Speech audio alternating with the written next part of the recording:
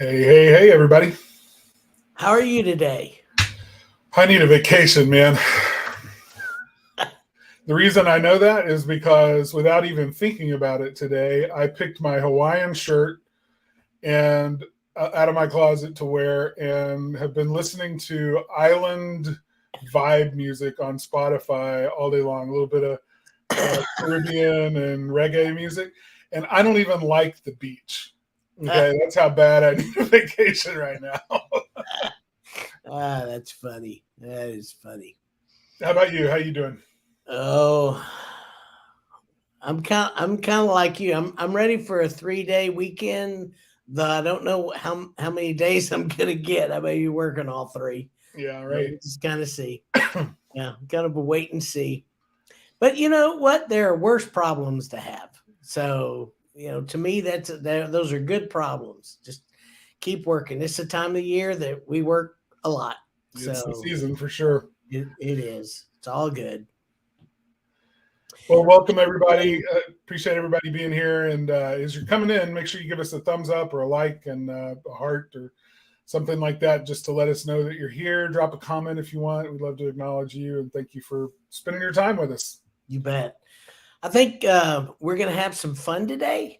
It's one of those deals that you just never know if this is fun or not, but I think it's fun.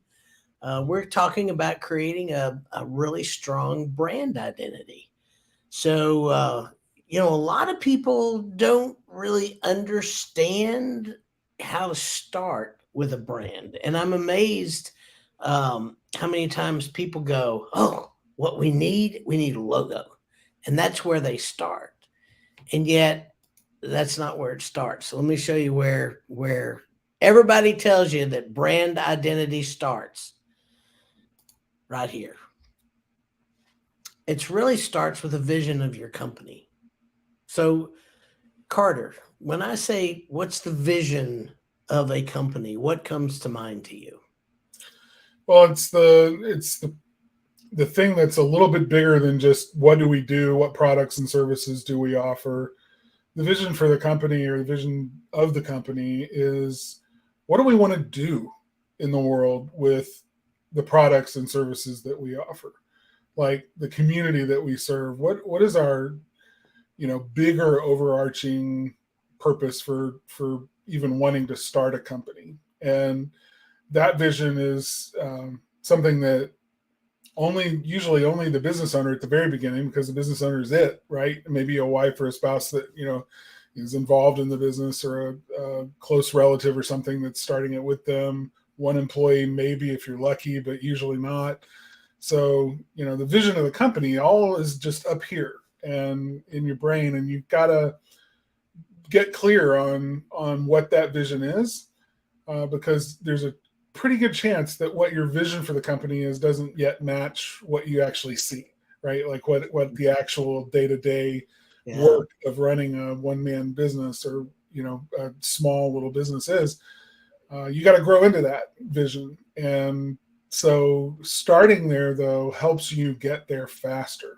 And not just faster, but with fewer missteps along the way, so that once you start to look around your actual business and recognize the vision that you've always had in the things that you're seeing, you'll know that you got there, in the best amount of time possible, because you were clear from the start. Mm-hmm. No, I like that, and I'm also amazed at two other things when it comes to vision. Sometimes we start with one vision and we think we can't change it. But Yeah. sometimes as you add more people, the business may change. You may get other people that bring other ideas. And then pretty soon you realize your vision is maybe not inclusive of everybody, or maybe your vision's too small and you need a broader vision.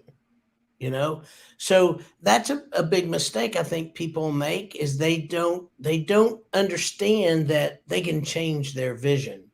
Most of the time changes though come in tweaks.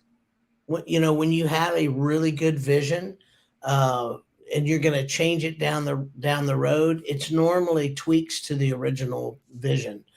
but it can be changed. So, don't forget that. So that's the first thing. And the second thing is how many people once they establish their vision, they don't know it. Hmm. They don't know their vision. They kind of forget their vision. Lose sight of it. Yeah. Yeah, they lose sight of the vision. And vision is one of those things you almost have to keep it in front of you to remember. Just kind of to make sure that those are, you're remembering that when you're working day to day. And to me, the vision of the company also is what keeps you motivated. This is one of the things that it's a really good motivating factor is I know what we're trying to do here. We have a vision on that. So I think that's good. It's probably a good point to mention, though, that oftentimes when we talk about the vision, there's the written vision for the company, which is the vision that you share with the world. But oftentimes there's a seed or a nugget of motivation that the owner or owners have that drives what, everything that's going on. Like you and I, when we started this company, our vision was we wanted to create a company that we would want to work at. Yeah. Right. Because we'd worked for really bad bosses and, and crummy places to work. And we wanted to create a place that we would actually want to work for or work at and be the kind of bosses that people would want to work for. And so we've never written that down. As far as I know, that's never been like the vision we've cast to our employees because it doesn't mean anything to them. Right. Right. But for us, it has guided every single attempt at writing and getting clear on what the written vision for our business is. Yeah. To get really clear in expressing that so that everybody else understood it. But it always lines up. It goes back to that original conversation we had when we were first starting. Yeah. That's interesting that you said that, but that's true. That's really true. So, a lot of people, and I'm 100%. I'm dyslexic. I get vision and mission mixed up. So, the way I look at a mission, though, instead of you've got the vision of this is what we want to be, and the mission is kind of like how we're going to do it. It's almost like, if you're in the military, we're going to take that hill. We're going to do that thing. We're going to go and get that deal. And here's how we're going to move through that. Is that the way you understand it? Yeah, I kind of look at vision and purpose as being interchangeable words in this scenario. So vision is, it's what you see as the end result you want, right? It's the purpose for your business to get you somewhere, to get something, to do something, to be something. It's so vision and purpose I use interchangeably there. Purpose is about what you want to be. Mission is about how you're going to get there.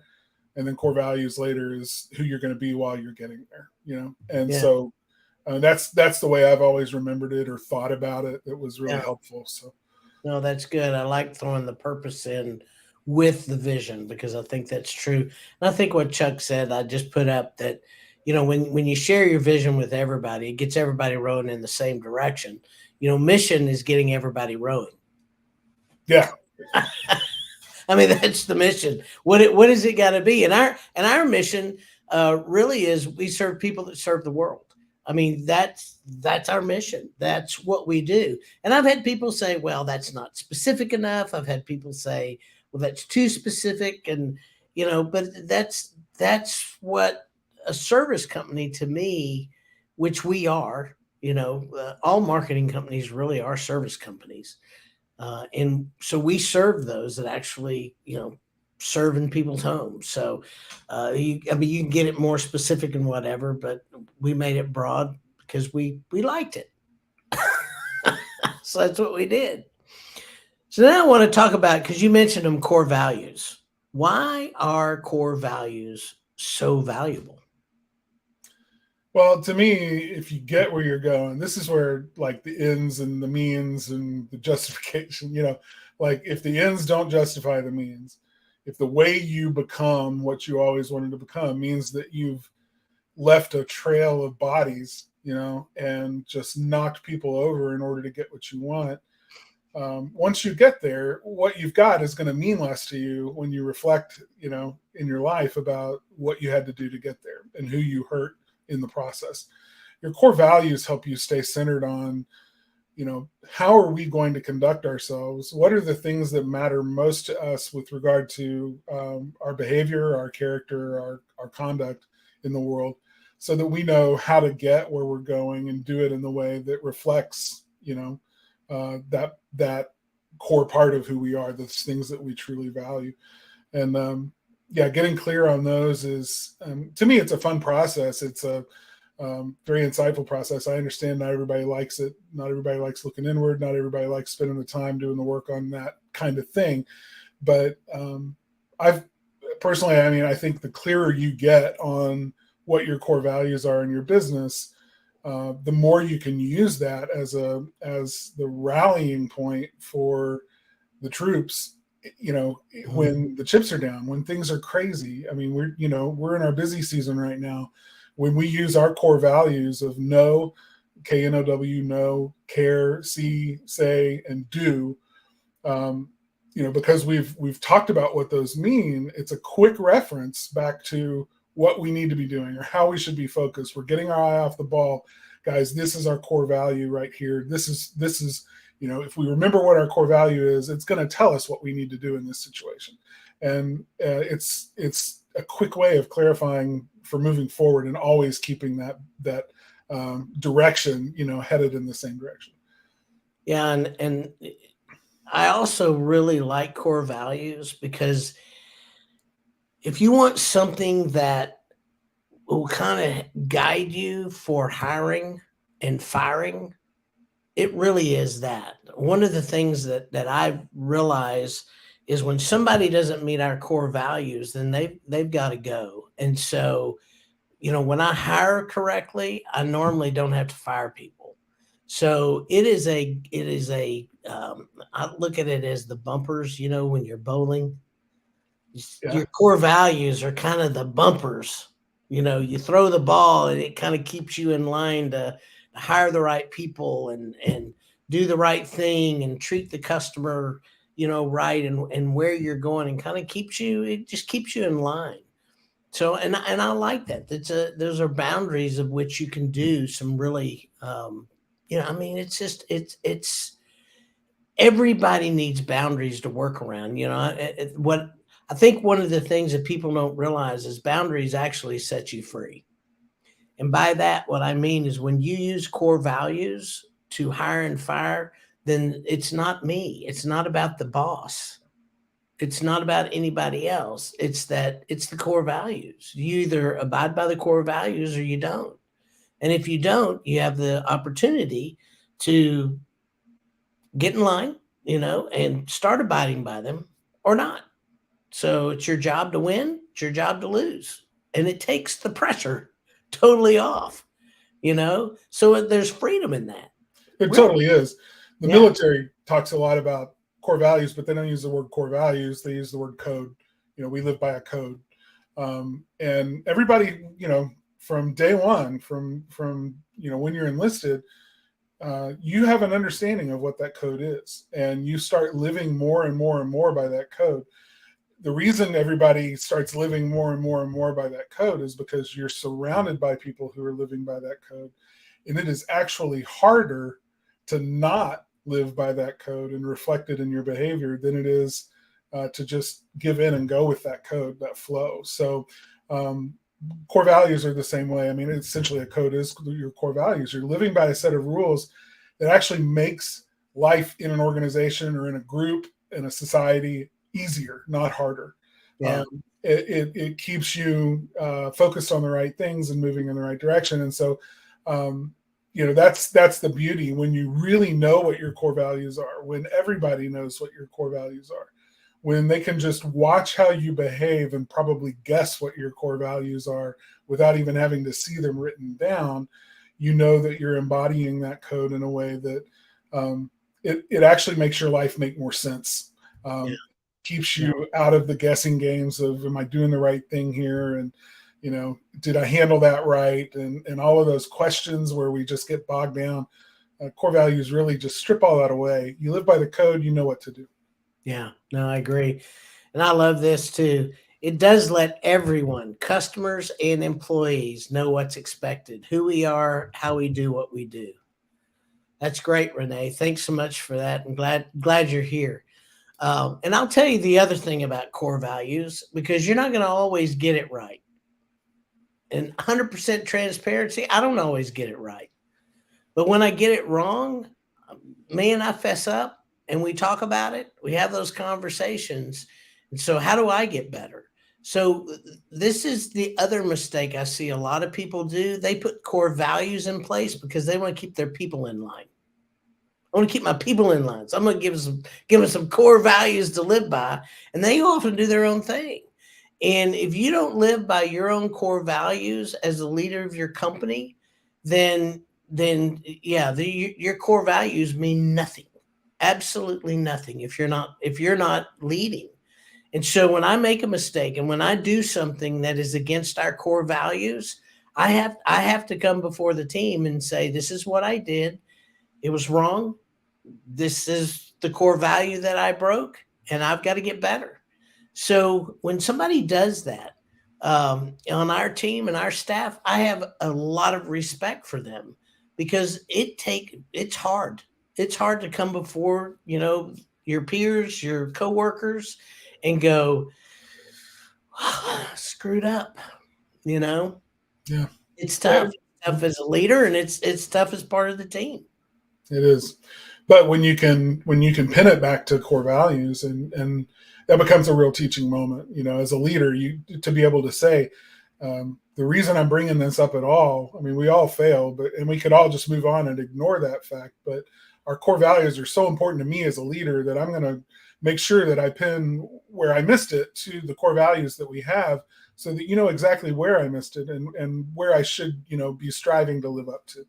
Our core values are, I mean, we've said this before, but, on our worst day, the core values is who we strive to be, right? That's who we are. That's where we're setting our mark. This is the goal we're trying to hit. This is the target that we're trying to be. And, so yeah, that's another way of saying it anyway. Yeah. Yeah. That's so true. And then comes the logo. Yeah. Once all those really cool, serious things are done, now you get to play with graphics and colors and design. and fonts and all that. So tell me a little bit about why, because you're a graphics guy. If you go to design a logo for me, why is it important to you to know my vision, mission, and core values? Oh, gosh. It informs so much of what that, and it does it in ways that are so subtle that you probably wouldn't even really recognize how it informs the decisions of the design. But the fact that it informs the design is undeniable.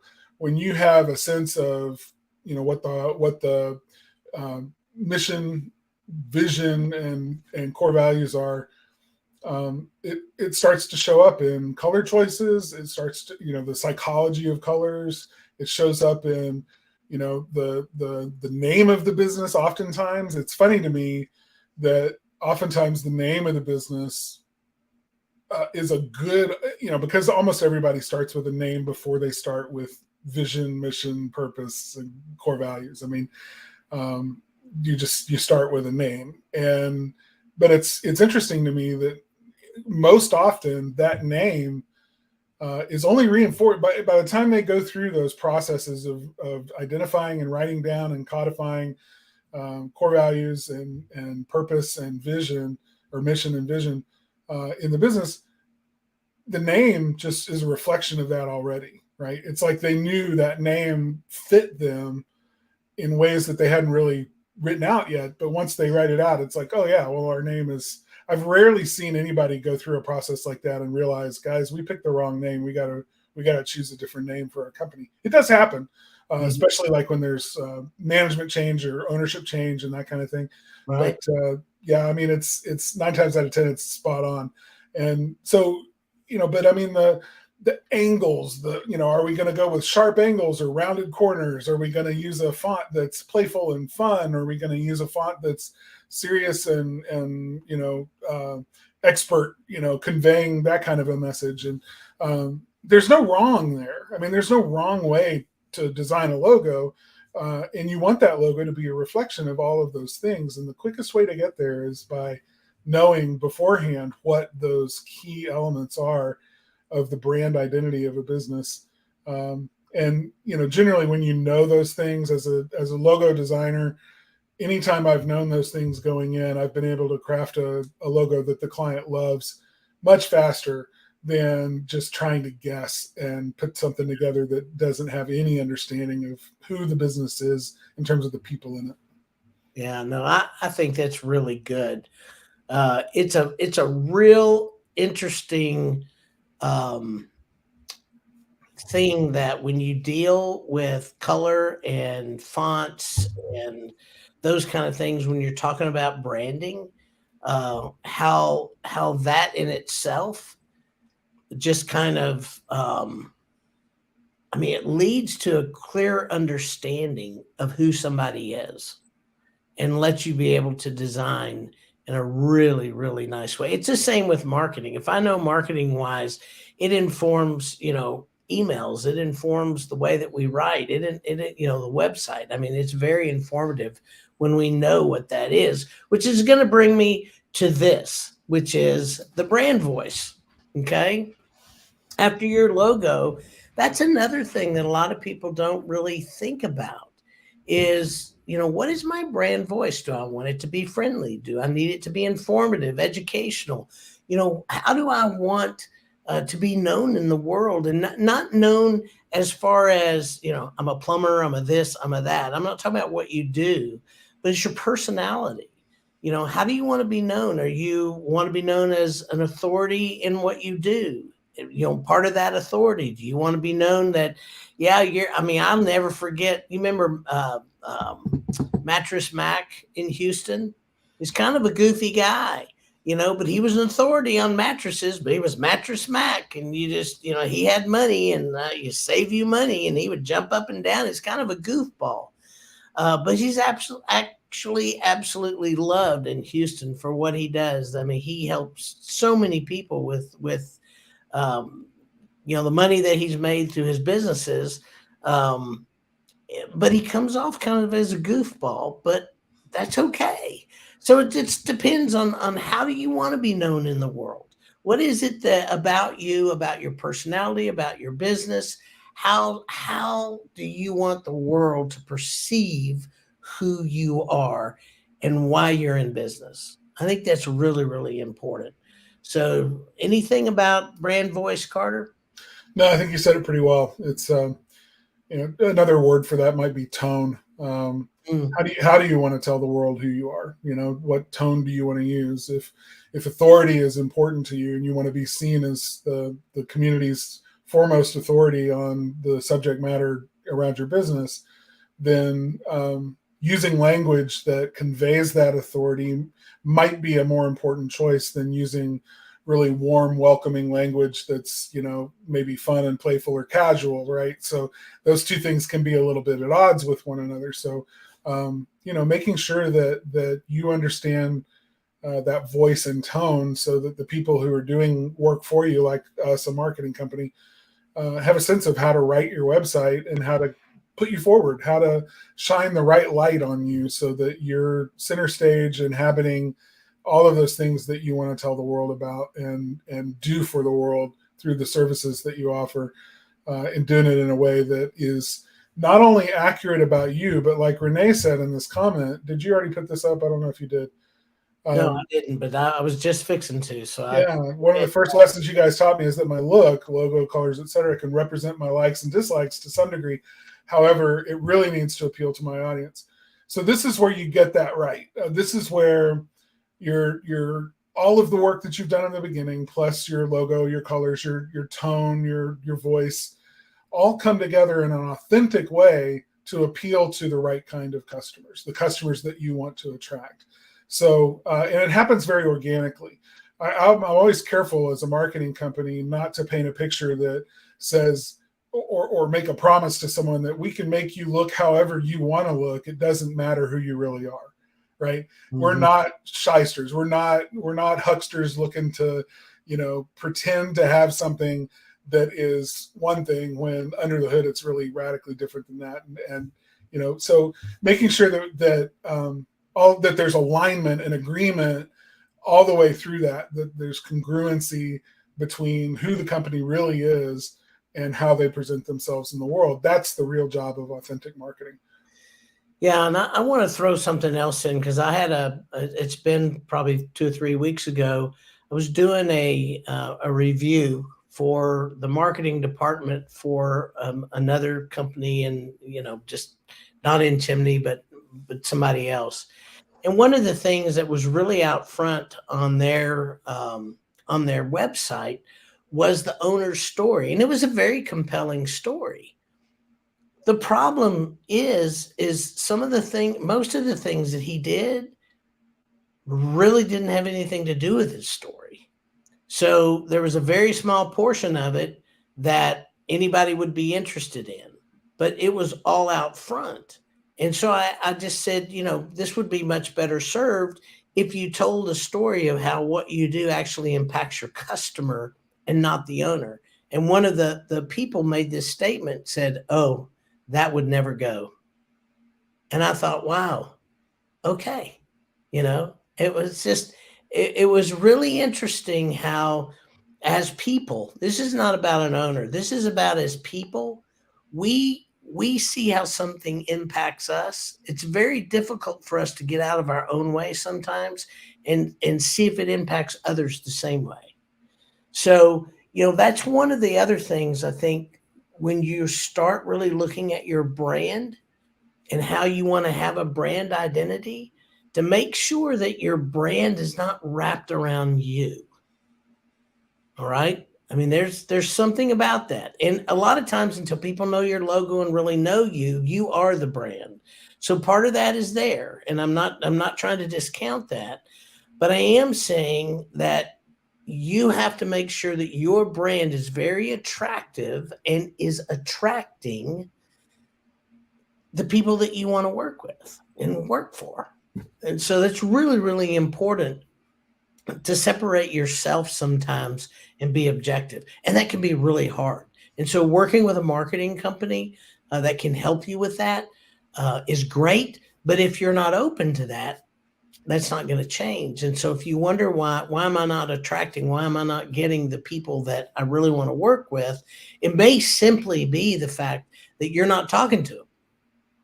I mean, that's the thing. Your brand has to reach out and talk to the people that you want to work with. That's really, really important. Yep. Well, we're right at 28 minutes, guys. That's been fun. Thank you very much, Chuck, Renee, for the comments. It's been great. Really appreciate that. And, we have a podcast. Spark Live is released on Spotify, iTunes, Google Play, Podvine, or your favorite player. And we're going to be right back here next week at the same time. And we're going to talk about designing an effective logo and a tagline. We want to make sure that you guys have some really good, interesting things to look at as you look at your logo, because we've got several people I know that are thinking about maybe redesigning their logo. We have people that have done some acquisitions that are thinking about, how do I do a logo and put these two things together? Should I put these two things together? How should I address that? So these are all things that you might want to look at.